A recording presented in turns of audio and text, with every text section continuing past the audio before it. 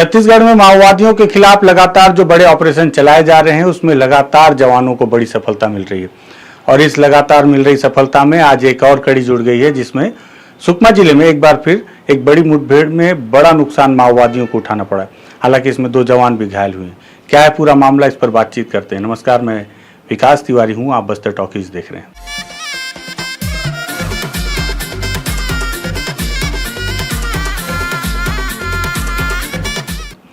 दरअसल आपको याद हो कि बीते दिनों जिस तरह से गंगालूर में पीड़िया के इलाके में आंड्री के जंगलों में जो एक बड़ी मुठभेड़ हुई जिसमें जवानों ने 26 माओवादियों को मार गिराने का दावा किया, उसके बाद से भी कहीं ना कहीं माओवादियों के ऊपर और दबाव बढ़ता गया है।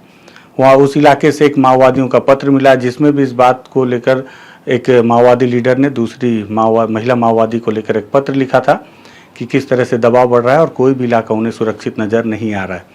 ठीक इसी तरह से अब हो भी ऐसे ही रहा है। जवानों के द्वारा इस तरह से सर्चिंग की जा रही है, इस तरह से पूरे इलाकों की घेराबंदी की जा रही है कि कोई भी इलाका माओवादियों के लिए सुरक्षित पनाहगार के तौर पर बच ही नहीं पा रहा है।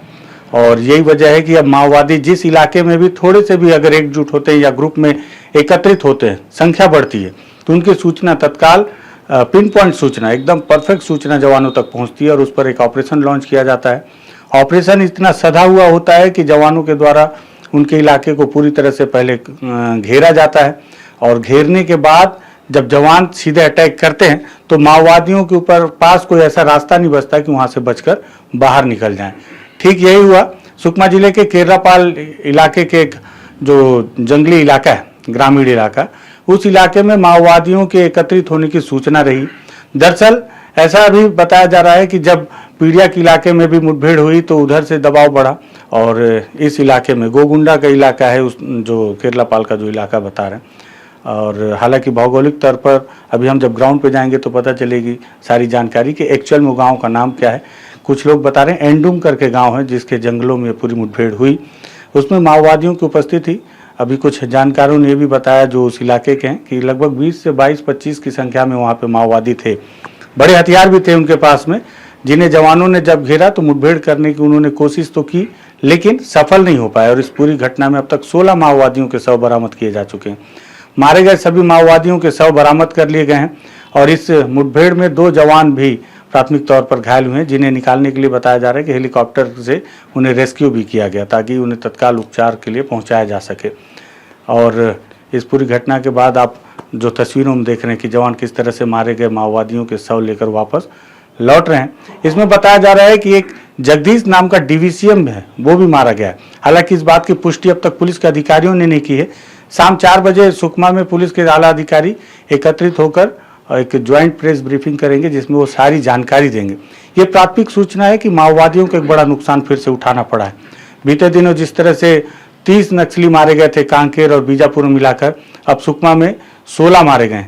अब तक पुलिस के अनुसार लगभग 115 से अधिक माओवादी इसी साल 2025 में अब तक मारे जा चुके हैं और अभी तो 31 मार्च 2026 में बहुत ज़्यादा समय बचा है, तो हो सकता है कि तब तक ये संख्या और भी ज़्यादा बढ़ जाए। 2024 में जब माओवादियों के खिलाफ ऑपरेशन शुरू हुआ था तो 2024 के थमते थमते ये आंकड़ा 217 तक पहुँचा था और अभी मार्च का ही महीना है और आंकड़ा 100 के पार पहुँच चुका है।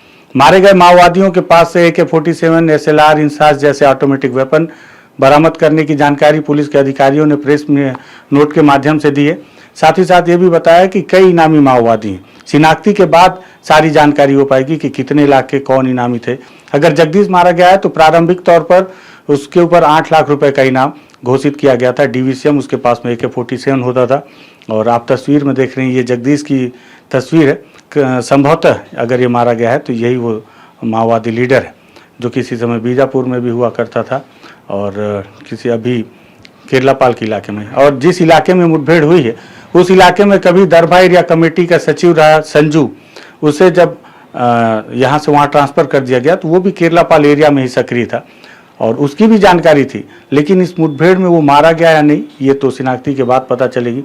बड़ी सफलता एक बार फिर से जवानों को मिली है और माओवादियों को जिस तरह से लगातार नुकसान हो रहा है, नुकसान के अध्याय में एक और अध्याय जुड़ चुका है। गैर कानूनी माओवादी संगठन की दरबा डिवीजन कमेटी एवं अन्य PLG फॉर्मेशन के कैडर्स को उपस्थिति की सूचना के आधार पर DRG सुकमा एवं CRPF का संयुक्त बल अभियान के लिए रवाना किए गए थे।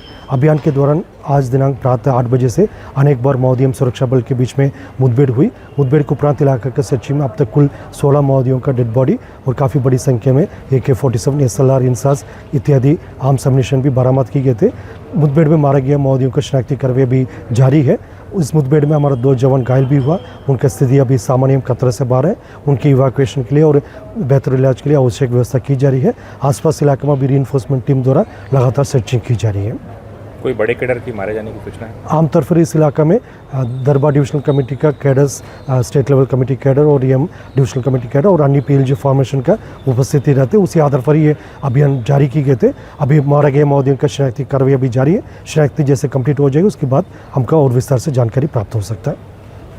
वहीं एक दुखद घटना और भी हुई है जिसमें हम अगले वीडियो में उसके बारे में आपको जानकारी देंगे।